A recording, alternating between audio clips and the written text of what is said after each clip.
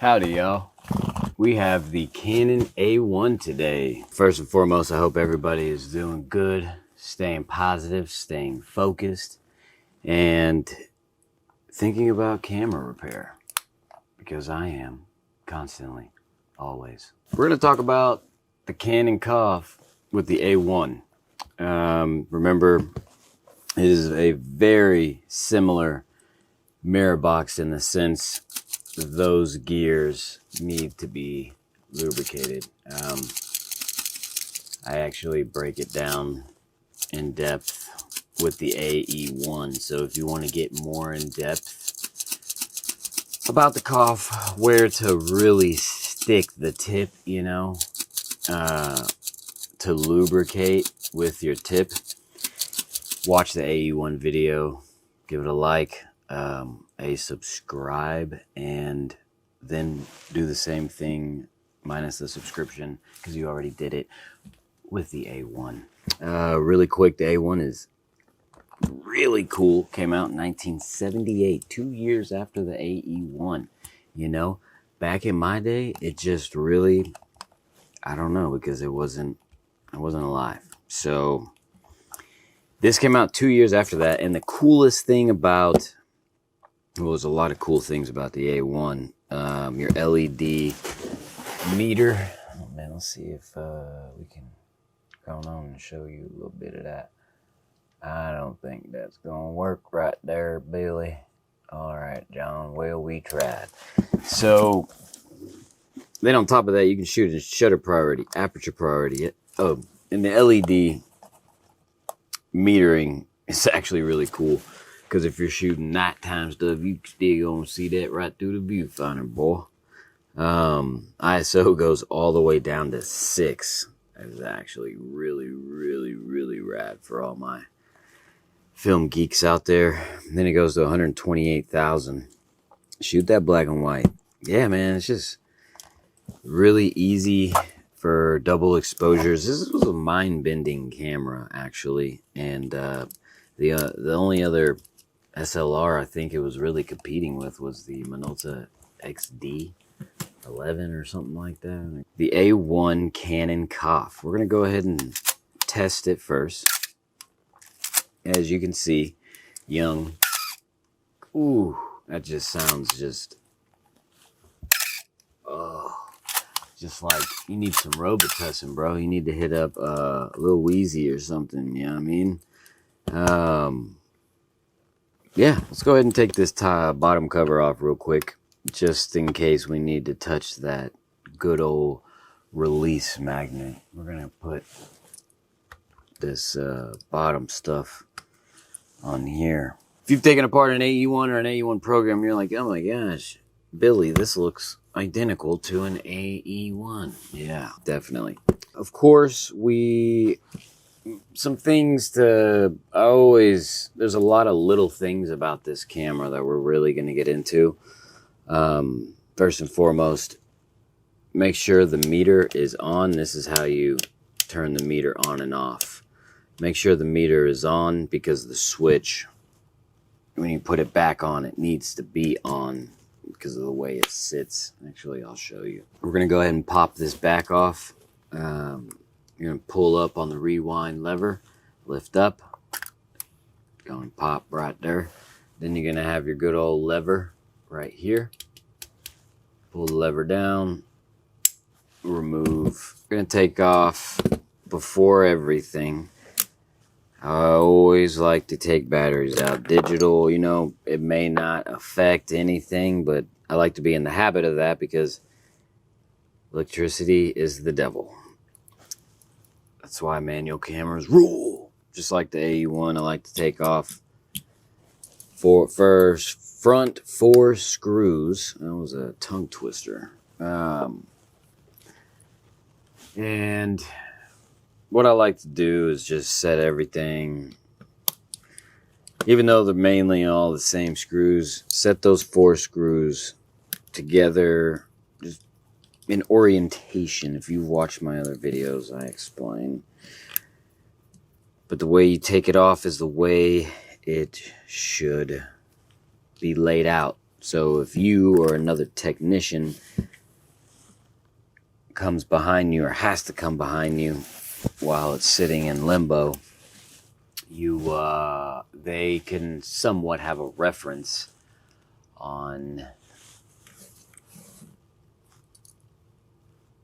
how to put it back together. So you're gonna have some silver. Sometimes they're black. Depends on I guess how they were feeling that day back in 1978. This camera was actually manufactured till 1985, I believe. It's pretty freaking fascinating. Since we took that off, we're gonna go and take off this young rewind knob. We're gonna lift up that lever. We're gonna stick that screwdriver or something up in these two teeth right yonder. You feel me? Alrighty. And then you're just going to spin like your life depends on it. And you're not even going to get dizzy. So I'm going to move that. Don't put that right there. We do have a C-clamp. So you're going to need your C-clamp removers. Something like that. And you're going to see right here, there's two teeth in the C-clamp. And you're going to put this in between there. One technique that I use is I try to keep it as straight up as possible. Then when you put pressure on it and lean back, see how it just lifts up like that? Jeez, Manetti. You know, sometimes I'm just really good. Then you're going to lift up this ISO dial, make sure it's on 1. And hopefully when you set it back on, it's on 1. It may not be, but hey, it's okay. And then there's actually, when you remove this ISO dial, there's actually a, let's call it a washer with a tooth and a hole. Go ahead and flip it over, because a lot of times people forget about that. They can go and put that up and then wow, you know what I mean? All right, let's go ahead and get another tricky thing out of the way really quick. You can lock the shutter speed dial. I love that it's right there, because when you're in the moment shooting and you don't want to lose composure, you can keep scrolling. There's a cover, so you pull that up and oh my gosh, Billy, you cannot change your shutter speed. So there's a screw under there. Now, underneath this casing of this slide button, there is a ball bearing that goes up and down with this, and it sits in a groove. Now, if you don't know that, then you would remove this, pop it out, and you may not even see the ball bearing. It may fall inside there and then go right up in where you're lubricating. We're going to remove this screw. We're going to lift up, and you can see here, you almost lost the ball bearing, but that's a ball burn. That's ball burn right there. That's ball burn. Ooh, Lord, the camera gods shine upon thee. Boom, shakalaka. All right, cool. So then we're gonna remove this assembly. We're going to set it by that. Your Nikes. Remember, plastic on bottom. Alright, so we removed that. The dial that changes from shutter to aperture priority, there is a screwed ring on the top. Sometimes you can get it with your fingers, or back in the 90s, early 2000s, I remember on the table, my mother had this material. Then we had our plate on top, and it was the material to keep our plate from sliding on the wood table.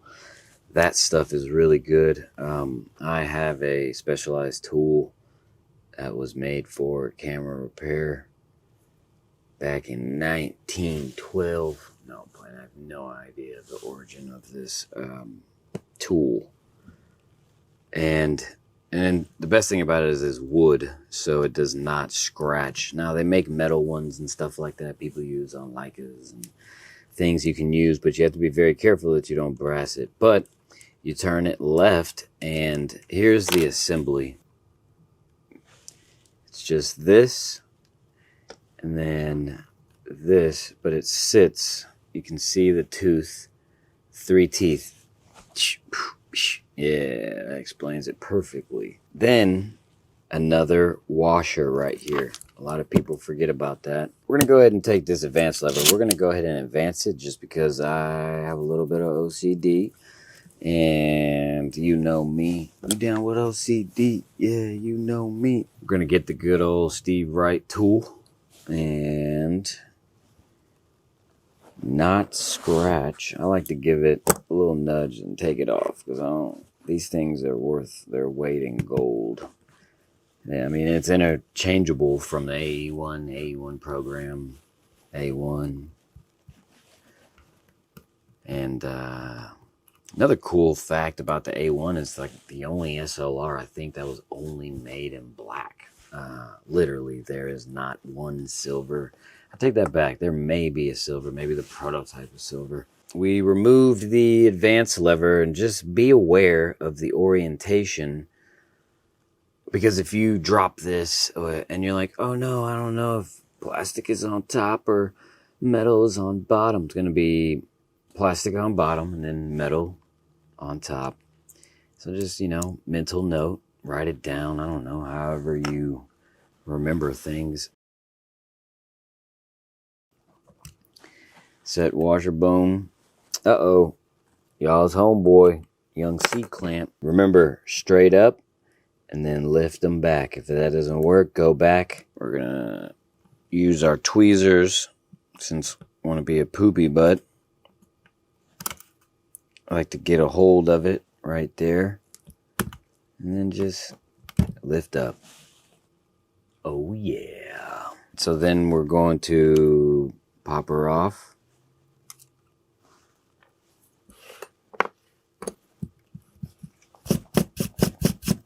Make sure that's always on. Don't turn it off just because you feel like it. All right, another little thing people tend to forget or mess up. I see a lot of these when people try to take them apart. There is a cover for the viewfinder. Don't necessarily agree with it, but it's there. And there is a plastic cover. Now, you can definitely mess this plastic cover up, but I've been messing with them so long. I know their buoyancy, big word. Bending it down, give it a little nudge, and it should pop off without damaging anything. Now, 68% of the time, the sealant that was used, the plyo bond that was used to cover that is probably disintegrated. So, I'm going to have to apply some new plyo bond possibly upon completion. And then there's a screw.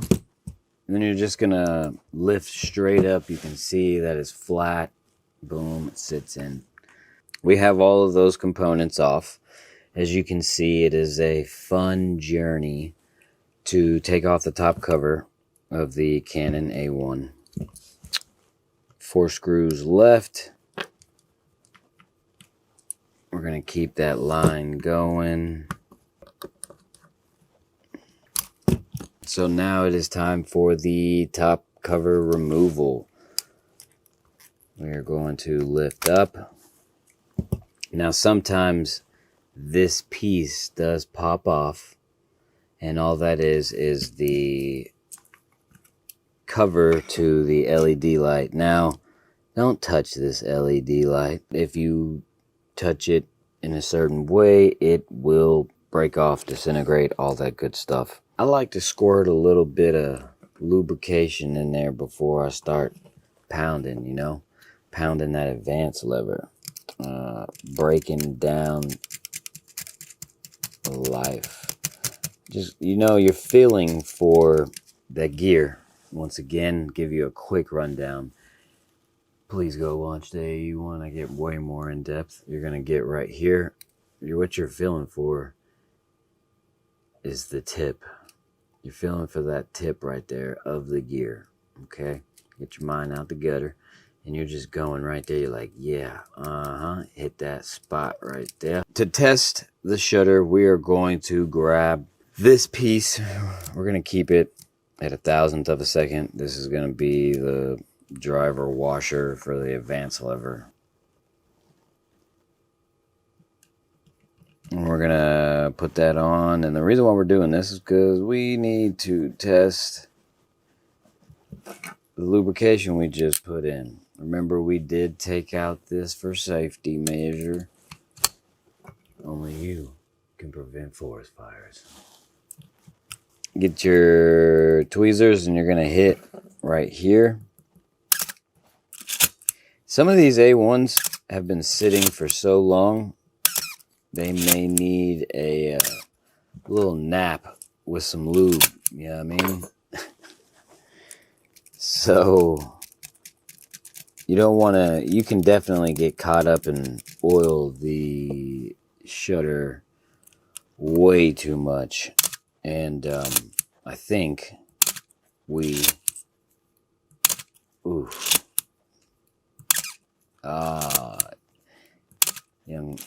he's still got bronchitis a little bit, as you can tell. We're just gonna keep working it out. Oh, the highest shutter speed is the best to test it. So it's 1,000th of a second in this case, because the faster those gears work, the more you're gonna hear the squeal. I think we, man, I was hoping I didn't have to sit here for 3 hours while watching paint. Oh, come on, Billy. Why you treat me so bad, Billy? Billy! Alright, we're gonna lube you back up, Billy. Ooh, there we go. Give me 4 good ones. Alright. 1. Still gonna get that right there, boy.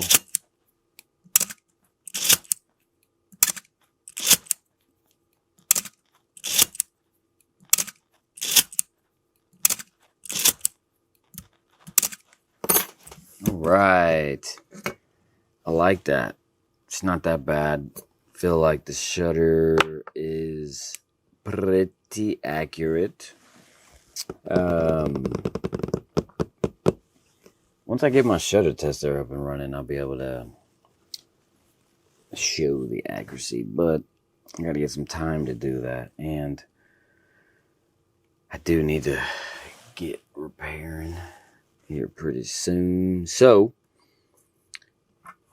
we're going to remove these pieces and put the top cover back on really quick, and then I'm going to do a bunch of digital repairs, make some money, and stay positive. All right. When putting the top cover back on, the number one thing to do, I'm laying this flat so y'all can see. Number one thing to do is remove that battery, Baptiste. I told you, boy, to remove that battery. All right, so the top cover is being held by a wire, and that wire is connected to the flash sync port, and it is too long. We are going to grab the wire and we are going to tuck in the wire. And you're just going to wiggle, kind of like Danny Go. Make sure it's flush and it's not like popping or jagged. Make sure you don't see any of that wire coming through. Sometimes that wire will be sitting right there and you're going to go put that flash sync in to go shoot the Olympics, and then it don't work. let's go ahead and put them 4 screw back up in there. And remember, just go back down the line like that. We're going to put these 4 screws back up in yonder.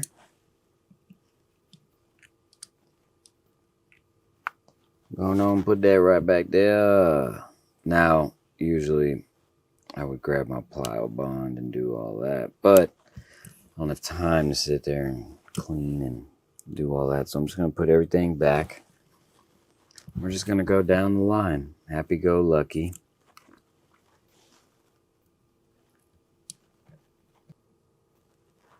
The double exposure lever sits first. What's really cool is if you really start taking these apart, you'll notice these 2 pieces are plastic that sit there and control the lock button and the on and self timer and all that good stuff. Those 2 pieces are plastic, but the outer rim sometimes is metal. And I like to collect those and convert those because a lot of people break the teeth of these. A little bit of useless knowledge. All right, so going on, get that C-clamp right here. Grab it, go straight down, push down, and she's yours. Make sure that they all turn correctly and don't skip over. And that is on, and we're going to go back down the line. Okay. Everything's going pretty smooth. Going on and get it as tight as you can.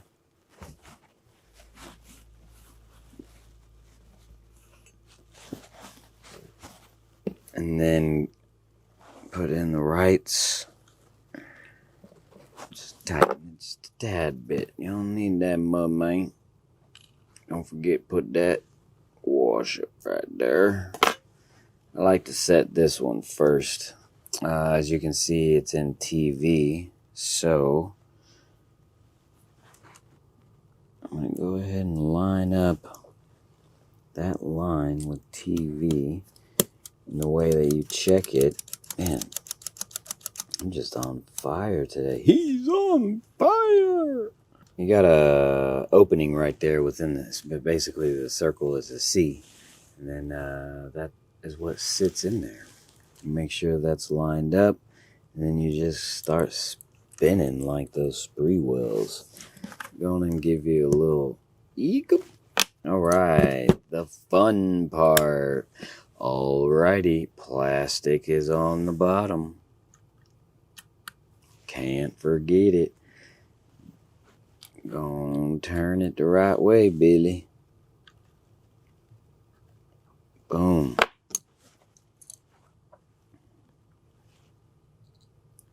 Put your 2 screws in. Take your 2 screws out. Alright. So, pay attention. Listen, you'll go far. You're going to get your ball bearing and you're going to set it in. Sometimes I like to put a little bit of grease, but there's actually grease in there to try to hold it just in case if I put this on wrong. So basically what we're doing here is we are getting that ball bearing in this hole, and that's what's it's going to go from this hole to that hole. There goes our screw. It's going to navigate through holes as we do. So you just set it on, and the way that you know it's set is if it goes back and forth and you can feel it stop and go, which I felt it stop and go. You have to be patient and control yourself, and you got it. Man, I'm making this look really easy. Sometimes Takes me 2 to 5 times to put that on, but for y'all, I just look like a beast. All right, we're gonna put that washer back on. This pin goes inside that hole.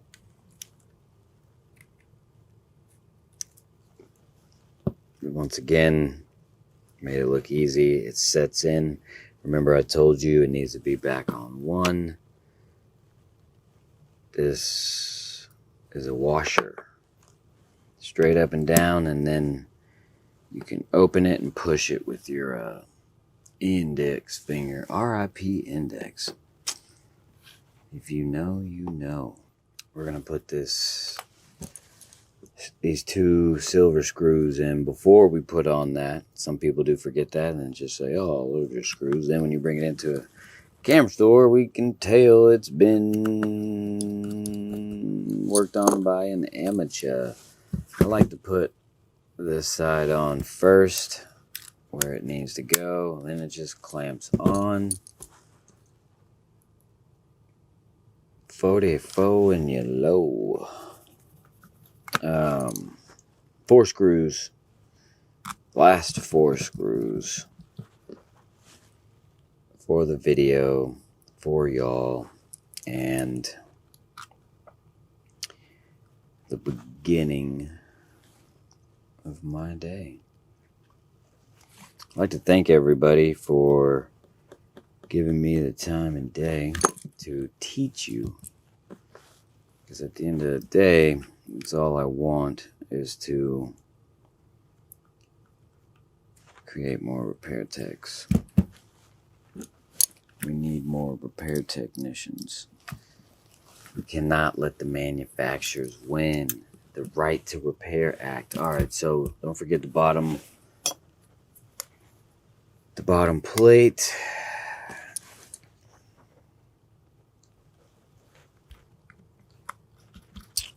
All right, last 2 screws.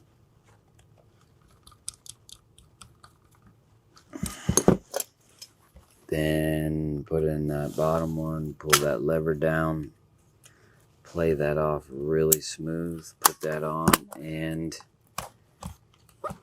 you can see we good, baby. And you got 4 good ones. What's really good? Thank y'all. I really do appreciate it. And subscribe. Give your boy a like. Send this to somebody. You hear people talk about film. Send it to your film homies. Send it to your digital homies. Send it to your mom, your grandma. All right, y'all, I'm going. Peace.